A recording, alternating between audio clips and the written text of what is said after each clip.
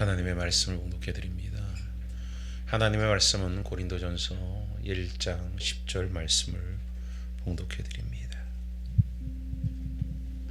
형제들아, 내가 우리 주 예수 그리스도의 이름으로 너희를 권하노니 모두가 같은 말을 하고 너희 가운데 분쟁이 없이 같은 마음과 같은 뜻으로 온전히 합하라.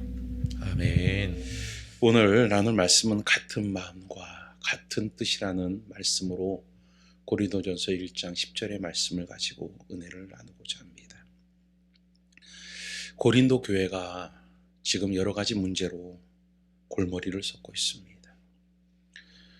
바로 그러한 문제점들을 바울은 해결하기 위하여서 오늘 편지를 쓰고 그 편지를 쓰면서 결론적으로 같은 마음과 같은 뜻을 품고 이렇게 하나 되어질 것을 이야기하고 있습니다. 바울은 지금 긴급히 펜을 들어서 이제 고린도 교회에 편지를 씁니다. 고린도 교회는 사분오열로 분쟁 가운데 휘말려서 지금 교회가 이리저리 나누어 다툼 속에 깨지기 일부 직전이라는 겁니다. 11절에도 기록하고 있듯이 너희에게 대한 말이 내게 들리니 곧 너희 가운데 분쟁이 있다는 것이라 라고 분쟁의 이야기를 듣고 이제 편지를 쓰고 있다라는 겁니다. 그런데 언제나 그러하듯이 바울은 인간이 저지른 문제로 그것에 대해서 누구를 꾸짖거나 누구를 그 가운데 책망하거나 누구를 탓하는 것이 아니라 하나님이 그리스도를 통해서 해주신 일, 복음으로부터 시작해서 결국 그 복음 안에서 우리의 모든 인간적인 죄악이 얼마나 더럽고 악한 것인가를 깨닫는 곳으로 이끌어가고 있음을 성경을 통해 알 수 있다는 겁니다. 먼저 1절을 보게끔 되어지면 형제들아, 먼저 1절입니다. 하나님의 뜻을 따라 그리스도 예수의 사도로 부르심을 받은 바울과 형제 소스데네는이라고 기록합니다. 여기에 첫 마디가 무엇이라고 시작합니까? 하나님의 뜻이라고 시작하고 있습니다. 하나님의 뜻을 내세웁니다. 결국 모든 일들에, 모든 사건에 하나님의 주권이 하나님께 있음을 바울은 인정하고 있다라는 겁니다. 사람에게 책임을 돌리기보다는, 책임을 묻기보다는 하나님의 주권을 먼저 앞세우더라는 겁니다.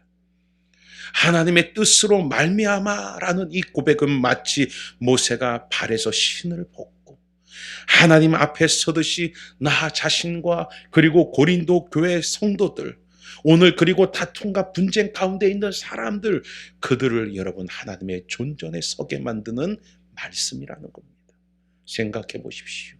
내가 지금 여러분 교회 안에 분쟁거리로 인하여 생각이 다르고 뜻이 다르고 의견이 달라서 그것 때문에 화가 나고 그 가운데 분노가 치밀고 그것 때문에 때로 등을 쥐고 이런 상태 속에 있을 때 내가 하나님의 존전 앞에 서 있다라고 한다면 어찌 하나님 존전 앞에서조차도 내 얼굴이 울그락불그락하면 내 마음의 미움과 증오와 분노를 그 가운데 품고 서 있을 수 있겠냐는 것입니다.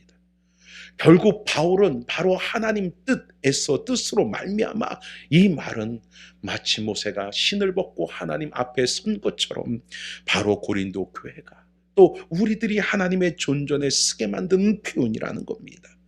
그러면서 1절 가운데 계속 말하기를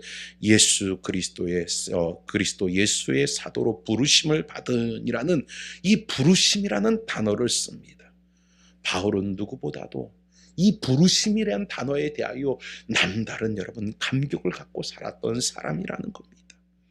하나님의 뜻을 따라 예수 그리스도 사도로 부르심을 받은 바울이라고 말합니다. 부르심의 이 감격을 바울은 자신에게만 국한시키는 것이 아니라 이 감격을 고린도 교회 성도들과 지금 분쟁하고 있는 사람들에게 같이 여러분 그 감격을 다시 되살리고 기억하기를 원하고 있다라는 겁니다. 그렇습니다. 누구 하나 부르심 없이 그리스도인이 될 수 없습니다. 누구 하나 부르심 없이 구원을 받을 수 없습니다. 누구 하나 부르심 없이 하나님의 자녀가 될 수 없다라는 것입니다. 하나님이 불러주셨기 때문에 구원을 받았고 하나님이 불러주셨기 때문에 하나님의 자녀가 되어졌다라는 것입니다. 그러면서 말하기를 무엇이라 말합니까? 2절 가운데 고린도에 있는 하나님의 교회라고 이야기하고 있다라는 겁니다. 교회가 뭡니까? 교회란 에클레시아입니다. 에클레시아, 그 교회는 불러냄을 받은 사람들의 공동체를 가리키고 있다라는 겁니다. 세상으로부터 불러냄을 받았어요. 다시 말해서 심판으로부터 불러냄을 받았고, 영원한 형벌과 지옥으로부터 불러냄을 받아서 구원의 공동체, 거룩한 구별의 공동체를 만들어 주신 것이 교회라는 겁니다. 우리는 교회 공동체예요. 다시 말해서 저 세상이라는 심판과 이미 하나님의 저주를 받기로 작정되어 있는 그곳에서부터 불러냄을 받아서 오늘 구원이라는, 영생이라는 하나님의 거룩한 공동체로 우리를 묶어 주셨다라는 것입니다. 오늘 이 교회라는 이 단어는 단지 건물에 국한된 것이 아니에요. 오늘 하나님이 불러주신 자들의 모임이라는 거예요. 심판으로부터 불러내 건져주신 자들의 모임이라는 거예요. 영원한 저주라는 그 저주로부터 건져내서 불러주신 자들의 모임이라는 겁니다. 그러게 이 교회라는 단어만 들어도 우리는 여러분 가슴이 벅차오르고 감격스러운 표현이어야 된다라는 겁니다. 바울이 지금 기록하고 있는 오늘 부르심이라는 이 단어도 그냥이 아니에요. 감격 속에 기록하고 있는 것이고, 하나님의 교회라는 이 단어도 바로 이 감격스러운 표현으로 기록하고 있다라는 것입니다. 하나님께서 바울을 사도로 부르셔서 고린도에 보내 복음을 전하게 하시기 전에 곧 그리스도 예수 안에서 거룩하여지고 성도라 부르심을 입은 자들 중에 나타나시기 전에는 고린도에는 하나님의 교회라는 것이 없었어요. 거룩하여지고 성도라 부르심을 입은 자들이 생겨지고 나서 그들로 하나님 안에서 교회라는 것이 생기게 되어졌다라는 겁니다. 오늘 하나님 안에서 거룩한 자가 생기기 전에, 성도라는 자들이 생기기 전에 교회라는 것은 여러분 존재하지 않았어요. 그런데 하나님이 부르셔서 그들로 이제 하나님께서 구별하시고 불러내심으로 말미암아 그들이 거룩한 자라, 그들이 구별된 자라, 부르심을 입은 자들이 모여진 그곳이 이제 교회가 되어졌다라는 것입니다. 구별된 자들의 모임, 구별된 자들이 모여 예배하는 그곳이 교회라는 겁니다.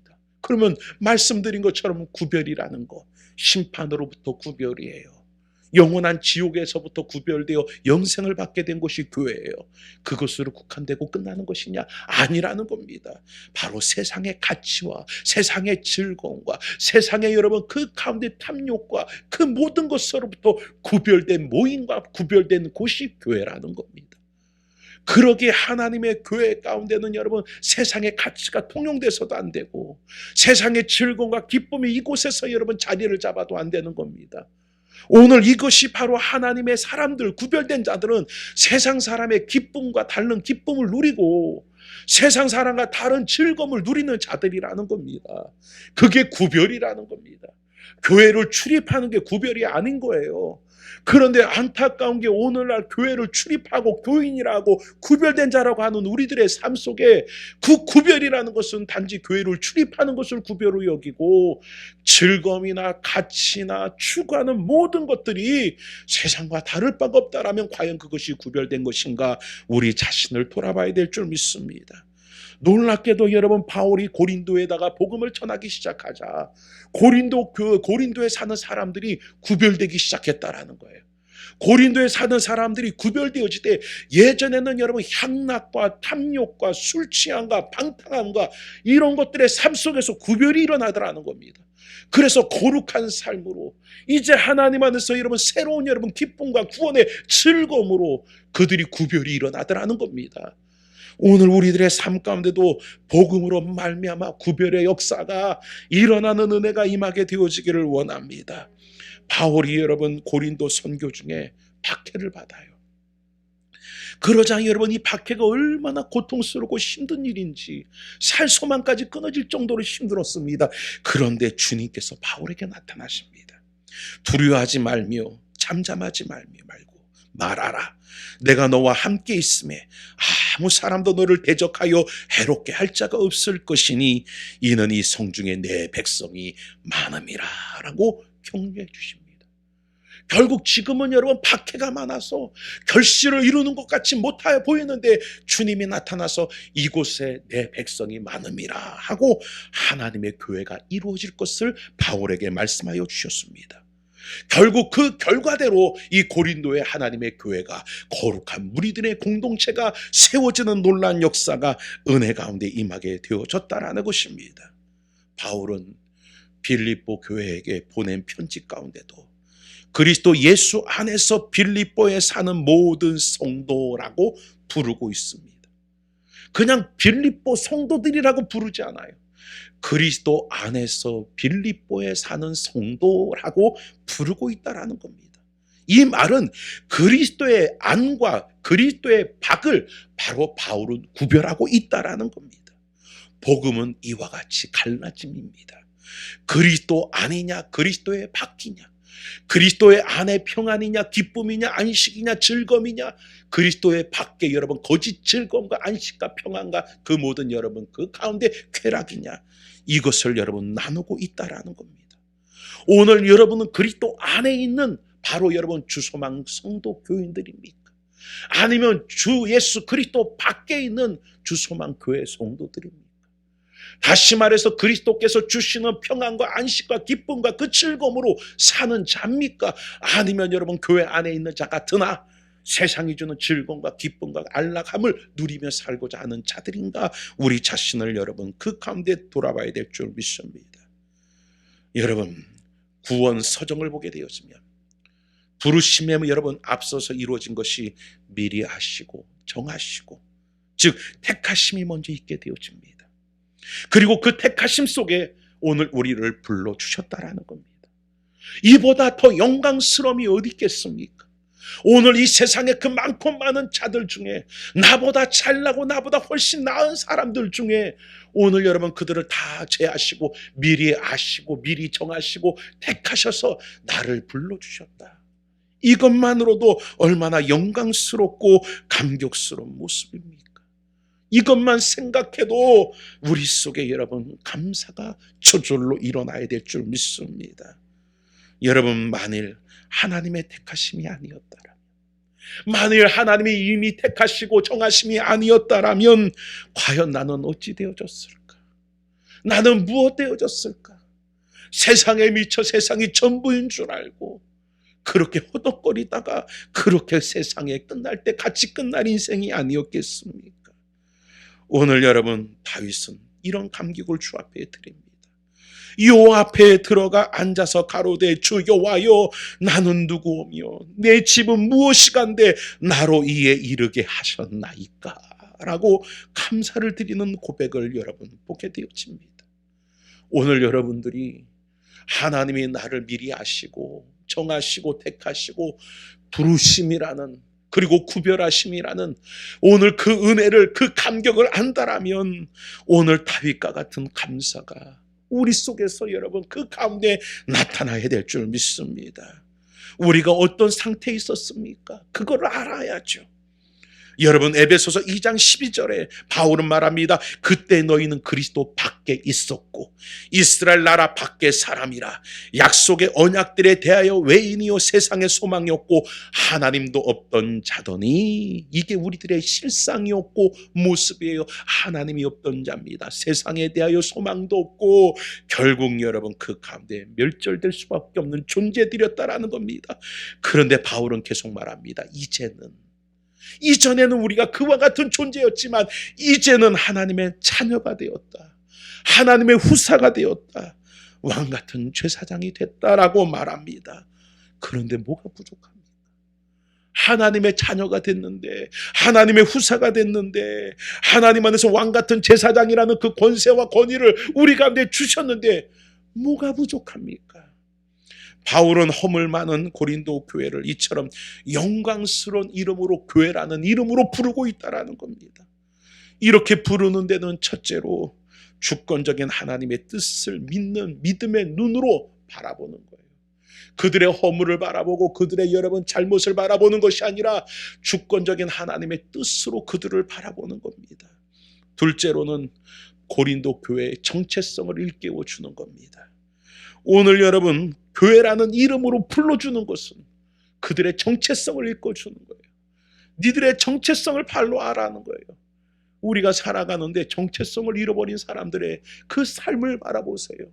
그 한 사람 자신뿐만 아니라 모든 자들의 여러분 참담함이 이루어지지 않습니까? 대통령이 여러분 대통령으로서 백성을 위하는 정체성을 잃어버리면 백성은 도탄에 빠지게 되어집니다. 가정에서 아비나 어미가 어미로서의 정체성을 상실해 버리면 그 가정은 여러분 파탄나게 되고 그 자녀들은 이루 말할 수 없는 여러분 그 가운데 고통을 당하게끔 되어지고 만다라는 겁니다. 오늘 바울은 지금 고린도 성도들로 하여금 정체성을 일깨워주고 있다라는 겁니다. 오늘 이 자리에 있는 우리 주소만교회 성도들도 내 정체성이 무엇인가를 바로 깨우칠 수 있는 이 자리가 되어야 될 줄 믿습니다. 세 번째로는 분쟁하고 있는 저들의 잘못이 무엇인가를 묵시적으로나마 깨닫게 하기 위함이라는 겁니다. 자, 4절을 같이 한 번 더 봉독합니다. 4절입니다. 시작.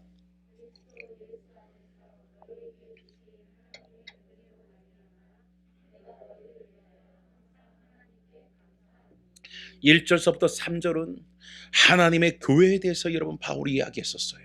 그런데 이제 4절서부터 9절까지는 바울은 무엇에 대하여 강조하며 이야기하느냐? 하나님의 은혜를 이야기합니다. 하나님의 교회가 뭡니까? 바로 부르심을 입은 바로 그 가운데 거룩한 구별된 공동체가 교회 아닙니까? 그 구별된 성도들의 모임이 교회 아닙니까? 그런데 이 교회가 무엇입니까? 하나님의 은혜를 입은 사람들의 공동체라는 거예요. 이 자리에는 어느 누구도 하나님의 은혜를 입지 않은 자가 없습니다.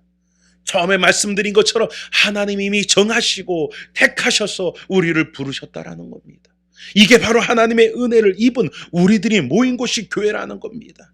허물 많은 우리들을 하나님께서 그 허물을 보지 아니하시고 오늘 죄악 많은 우리를 더럽다 하지 아니하시고 은혜를 베풀어 주셔서 우리를 하나님의 자녀 후사 거룩한 여러분 그 가운데 무리로 만들어 주셨다라는 겁니다. 그 은혜를 생각하고 감사하라라고 바울은 말하고 있다라는 겁니다. 이것을 더 음미해 봐야 합니다. 하나님의 은혜, 그리스도 안에서 너에게 주신 하나님의 은혜라고 얘기해요. 그냥 하나님의 은혜다라고 얘기하지 않아요. 그리스도 예수 안에서 너에게 주신 하나님의 은혜라는 겁니다. 하나님의 은혜는 하나님께서 우리에게 여러분 직통으로 주신 은혜가 아니에요. 하나님으로부터 직통으로 임하는 은혜가 아니라는 겁니다. 그럼 무슨 말입니까? 그리스도 예수 안에서, 다시 말하면 그리스도를 통하여서 임하여지는 은혜라는 겁니다. 이것을 여러분 인식하는 것이 굉장히 중요합니다. 왠지 압니까? 예를 들면 설교자들이 이런 얘기들을 합니다. 순종하여, 아브라함처럼 순종하여 하나님께 복을 받자라는 식으로 직통으로 여러분 그 가운데 하나님의 은혜를, 하나님의 축복을 그 가운데 적용시켜버리고 맙니다. 그러면 그게 무엇이 되는 줄 압니까? 교훈이 되고 의문이 되고 율법이 되는 거예요. 순종하라, 율법이 되는 겁니다. 그리스도 안에서 순종하라, 이건 복음이 되어지는 겁니다. 아브라함처럼 그리스도 안에서 순종하라. 그리스도께서 죽기까지 자기를 낮춰 복종하시고 순종하셨듯이 하나님 앞에 우리가 순종하라. 이것은 여러분 복음이 되어지지만 오늘 아브라함과 같이 하나님 안에서 그 가운데 순종하라. 이것은 직통으로 그 가운데 이어진 것으로 결국 율법이 되어지고 마는 것입니다. 그래서 바울이 가장 중요시 여기는 것이 무엇이냐? 그리스도 안을 중요시 여겼습니다. 우리를 택하신 것도 에베소서 1장 4절에 그리스도 예수 안에서 택하셨다라고 말합니다. 우리에게 복을 주신 것도 에베소서 1장 3절에 그리스도 안에서 하늘에 속한 모든 신령한 복으로 우리에게 복 주시되라고 그리스도 안에서 우리에게 복을 주셨다라고 말합니다. 골로새서 2장 3절에도 그 안에 지혜와 지식의 모든 보화가 그리스도 예수 안에 감췄느니라 라고 말합니다. 결국 그리스도 안의 은혜가, 그리스도 안에 여러분 진정한 하늘의 신령한 복이, 그리스도 안에 지혜와 보화가 그리스도 안에 여러분 감춰져 있고 그것을 통하여 우리에게 허락하여 주신다라는 것입니다. 1절서부터 10절까지 바울은 그리스도 예수를 몇 번이나 거론하고 있는가 살펴보세요. 여러분 그리스도 예수를 1절, 2절, 4절, 7절, 9절 이렇게 5번이나 여러분 그 가운데 거론합니다. 그리고 더 좋은 이름인 우리 주 예수 그리스도이라고 부르기를 2절, 3절, 8절, 10절 4번이나 여러분 하고 있다라는 겁니다. 하나님은 우리에게 그리스도 예수 안에서 은혜를 베풀어 주셨습니다. 그리스도 예수 안에만 은혜가 있습니다. 그리스도 예수 안에만 축복이 있습니다. 그리스도 예수 안에만 구원이 있다라는 겁니다. 5절서부터 8절에는 고린도 교회에 주신 은혜와 은사들이 기록되어 있어요. 모든 언변, 모든 지식의 풍족함, 모든 은사의 부족함이 없다 하며 모든이 4번이나 강조합니다. 이 모든이라는 것은 결국 뭡니까? 전부를 말하는 겁니다. 여기에 복선이 있습니다. 무슨 복선이 있느냐? 고린도 교회가 모든 지식을 가졌어요. 모든 은사를 가졌어요. 그만큼 지식에도 부족함이 없도록, 그 가운데 은사에도 부족함이 없도록 모든 것이 그리스도 안에서 그들을 풍요롭게 하고 풍성하게 만들어 주셨습니다. 그런데 결국 그것이 교만함이 되어졌다는 것을 암시하고 있다는 겁니다. 맞습니다. 우리는 복음 안에서 더 겸손하고 낮아져야 되는데, 고린도 교회는 은사를 많이 경험하고 고린도 교회는 많은 지식을 가짐을 인하여 오히려 그것이 교만이 되어 교회의 분쟁이 되고 다툼이 되어졌습니다. 그리하여 6절에 보면 그리스도의 증거가 너희의 중에 경고하게 되어 사단은 먼저 고린도시에 있는 그리스도의 영광의 복음의 광채가 비추지 못하도록 오늘 그들 속에 교만함을 집어넣습니다. 그리스도를 통하여 얻은 지식이나 그리스도를 통하여 얻은 지혜나 그리스도를 통하여 얻은 모든 은사들을 오늘 그리스도의 영광의 복음의 광채가 되도록 사용해야 될 그 모든 것들을 사단은 교묘하게 변질시켜서 교만함을 집어넣음으로 말미암아 그것이 그리스도의 광채가 되지 못하도록, 복음의 증거가 되지 못하도록 이런 일들을 만들고 15장 58절에도 말하기를 흔들려고 라고 기록하듯이 교회를 흔들려고 바로 이러한 제가 여러분 일들을 저지르고 맙니다. 그러면서 8절을 같이 봉독합니다. 8절입니다. 시작.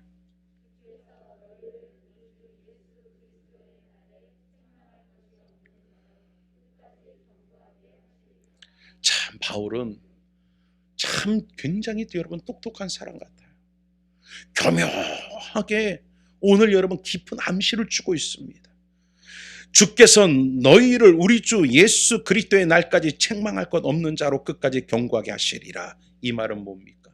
지금 너희가 책망할 것이 너무나 많아. 너희는 지금 책망받을 만해. 그러나 훗날에는 너희가 책망받지 않을 자들로 서기를 원한다 라고 말하고 있는 겁니다. 이 말은 결국 뭐냐? 주님 앞에 설 날을 생각해봐라. 주님 앞에 설 때를 생각해봐라. 주님의 날을 기억하라는 겁니다. 그러면 싸울 것 없다. 교만할 것 없다. 잘났다고 서로 분쟁할 일 없다. 결국 주님 앞에 설 때 결국 우리는 머리조차 들 수 없는 자들 아니냐. 그러니 서로 마음을 같이 하고 생각과 뜻을 같이하여 그리스도의 영광의 복음의 광채가 비추도록 심쓰면 될 것 아니냐. 이것을 암시하고 있다라는 겁니다. 맞아요.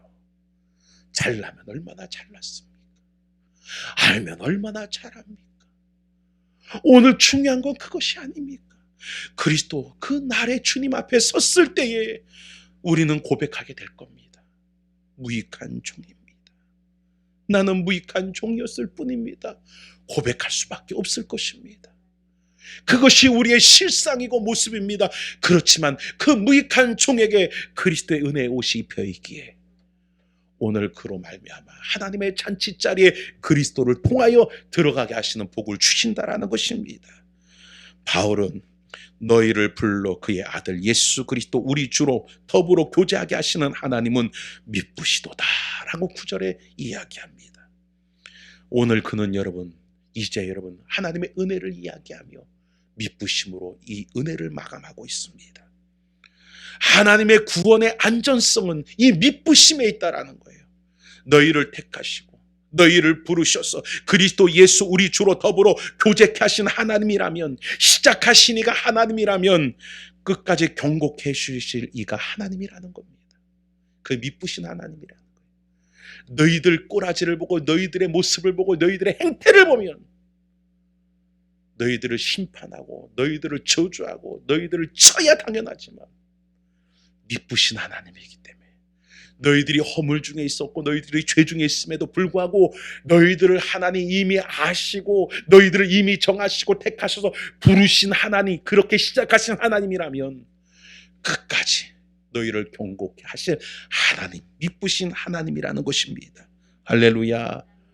이 말 앞에 그들은 감사라는 겁니다. 오늘 여러분 이 미쁘심을 깨닫는 분이라면 감사할 수밖에 없지요. 11절에 여러분 말합니다. 내 형제들아, 글로의 집 편으로 너희에게 대한 말이 내게 들리니 곧 너희 가운데 분쟁이 있는 것이라. 그런 후에 바울은 고린도 교회를 향하여 여러분 말합니다. 온전히 합하라. 이 말은 바울이 고린도 전서를 통해 하고자 하는 핵심적인 말씀이에요. 예수 그리스도의 이름으로 권한다라는 겁니다. 권면한다라는 겁니다. 이거는 내 말로 말하는 것이 아니라는 거예요. 내 말로 너희들에게 이렇게 설득하는 것이 아니라는 겁니다. 주 예수께서 너희에게 권면하시고 주 예수께서 너희에게 말씀하시는 거라는 겁니다. 바울은 문제를 바라보는 중심에 항상 그리스도를 여러분 그 가운데 세웁니다. 그리스도를 그 중심에 항상 자리를 잡게 합니다. 그래서 그것을 인하여 교회를 치료하고 성도를 치료하고 그들을 회복하는 은혜를 이루게 되어집니다. 그러면 주 예수 그리스도의 이름으로 바울이 권하는 것이 무엇입니까? 바로 오늘 우리가 봉독했던 10절 말씀, 같은 말, 같은 마음, 같은 뜻, 온전히 합하라 라고 말합니다. 오늘 여러분 교회의 분쟁, 이 고린도 교회의 분쟁은 무엇입니까? 세 파가 생겼어요. 바울파, 아볼로파, 게바파. 지도자를 중심으로 윤리적이고 정적인 이런 관계 속에서 결국 파가 생깁니다. 바울은 자기를 따르는 사람도 원하지 않았어요. 바울은 누구를 따르는 사람도 원하지 않았어요. 오직 하나가 되어 마음과 뜻과 생각이 하나가 되고 일치가 되어 예수 그리스도를 따르길 원했다라는 겁니다. 12절을 같이 봉독합니다. 12절 시작.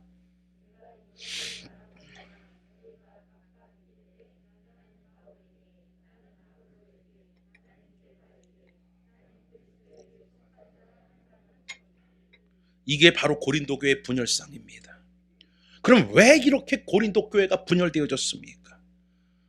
그 원인과 진단은 첫 말씀이 13절 상반절에 말합니다. 이렇게 13절은 기록하고 있죠. 시작을 이렇게 말합니다. 그리스도께서 어찌 나누었느냐라고 말합니다. 그리고 두 번째 말씀이 바로 바울이 너희를 위하여 십자가에 못 박히셨으며 하고 그리스도의 죽으심을 상기시키십니다. 분열이 되어진 원인은 그리스도 중심, 십자가 중심, 그것이 아니라 사람 중심이 되어졌기 때문에 결국 이러한 망각 속에서 결국 교회 분열이 일어났다라는 겁니다. 가장 중요한 건 뭡니까? 교회는 그리스도 중심이 돼야 합니다. 복음 중심이 돼야 합니다. 이 나라 이 민족이 왜 이렇게 고통하는 줄 압니까? 지역 중심이어서예요. 혈연 중심이어서예요.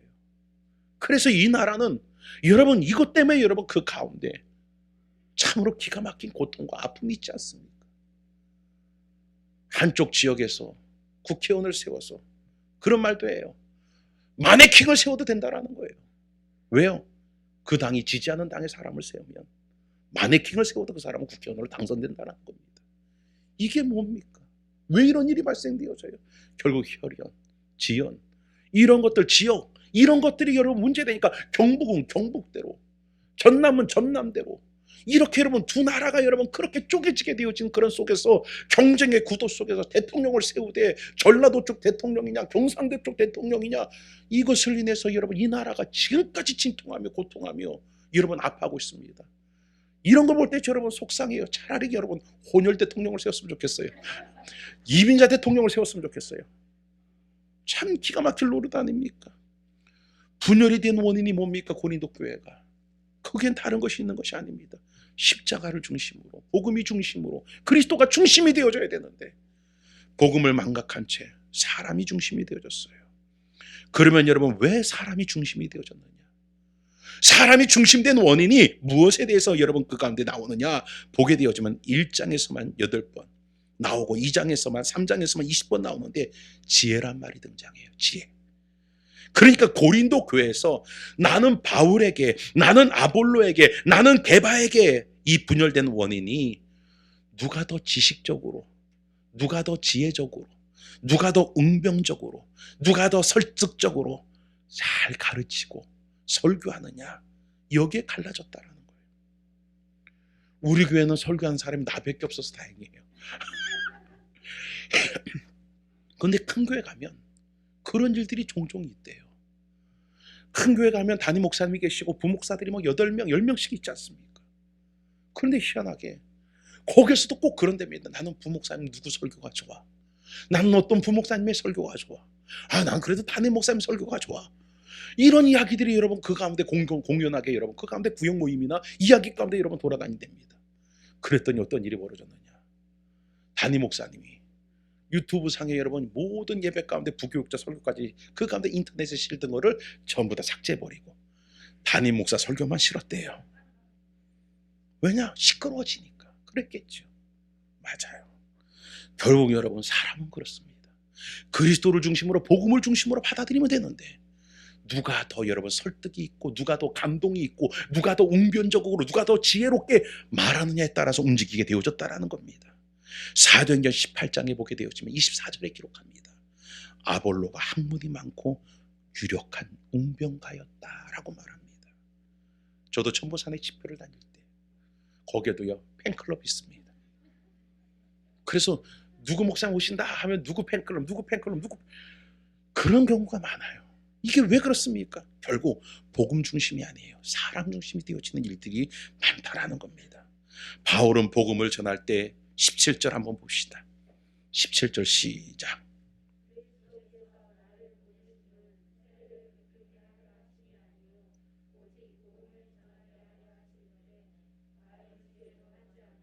자, 바울이 뭐라고 말해요?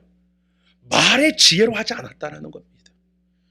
지혜의 말, 이것을 계속적으로 반복적으로 얘기해요. 그래서 1장 17절에서 2장 1절에도 2장 4절에도 2장 13절에도 계속 강조하여 인간적인 지혜의 말이라는 것을 여러분 들읍니다. 결국 말의 지혜로 이 복음을 전한 자들이 있다라는 겁니다. 어찌에 지혜의 말로 설득하려 하지 않았습니까? 그 이유는 17절 하반절에 뭐라 말합니까? 그리스도의 십자가가 헛되지 않게 하려 함이라 라고 말합니다. 할렐루야. 이 점이 설교하는 저에게 굉장히 깊게 와닿습니다. 오늘 이 바울이 고백하는 이 고백이 오늘날 현대 여러분 설교자들의 모습 속에서 목격되어지고 발견되어지는 바라는 겁니다. 많은 설교자들이 오늘 하나님의 말씀이라는 그 말씀의 복음에 매인 것이 아니라 간증이나 때로는 예화를 통해서 성도들을 감동시키고 성도들의 마음을 움직여보려는 그런 의도가 그 속에 담겨 있지는 않는가. 그래서 설교를 듣고 나면 복음이 남는 게 아니라 간증이 남게 되어지고 복음이 남는 게 아니라 예화가 남게 되어지는 경우가 너무나 많은 것을 보게 되어집니다. 그러다 보니 설교 속에 너무나 많은 예화들이 들어가고 설교 속에 너무나 많은 그런 여러분 간증의 거리들이 들어가게끔 되어집니다. 바울은 말합니다. 십자가 복음은 미련한 것으로 보여진다라고 말합니다. 현대의 설교는 어찌 보면 너무 지혜로운 설교처럼 보여지기도 합니다. 그러나 바울은 미련한 설교를 합니다. 오직 복음에 매여 말씀에 매여 설교를 합니다. 왜 그렇습니까? 십자가가 헛되게 하려 하지 않으려 했다라는 것입니다. 바울은 결국 지금 이 고린도 교회 가운데 성도들에게 말합니다. 같은 말을 하고 같은 뜻을 품고 같은 생각을 하고 같이 여러분 그 가운데 하나가 되라는 거예요. 뭐로? 그리스도의 복음으로 하나가 되라는 겁니다. 십자가로 하나가 되라는 겁니다. 이것을 갈라놓으려 하는 자는 누구냐? 사단이라는 것입니다. 그러므로 에베소서에 말한 것처럼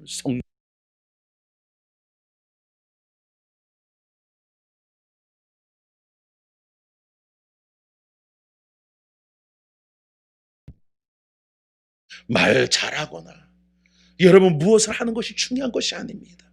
오늘 말씀처럼 우리가 한 마음이 되고 한 뜻이 되고 한 여러분 그 가운데 여러분 모습이 되어졌어. 오직 예수 그리스도의 십자가가 헛되지 않게 하시기 위하여 복음 안에 우뚝 서 그 복음 안에 사는 자의 삶을 살 때 바로 세상에 구별받은 교회로서 세상의 가치가 통용되어지거나 세상의 가치로 여러분 살아가는 존재가 아니라 그리스도 안에 구별된 삶을 살아가는 성도로 십자가를 훼손치 아니하고 그 십자가의 그 복음의 영광의 광채가 우리를 통해 드러나기를 소망하며 살아가는 우리 교회 성도 모두가 다 되어지기를 주의 이름으로 하나가 되기를 주의 이름으로 축원을 드립니다. 기도합니다. 사랑의 아버지 하나님,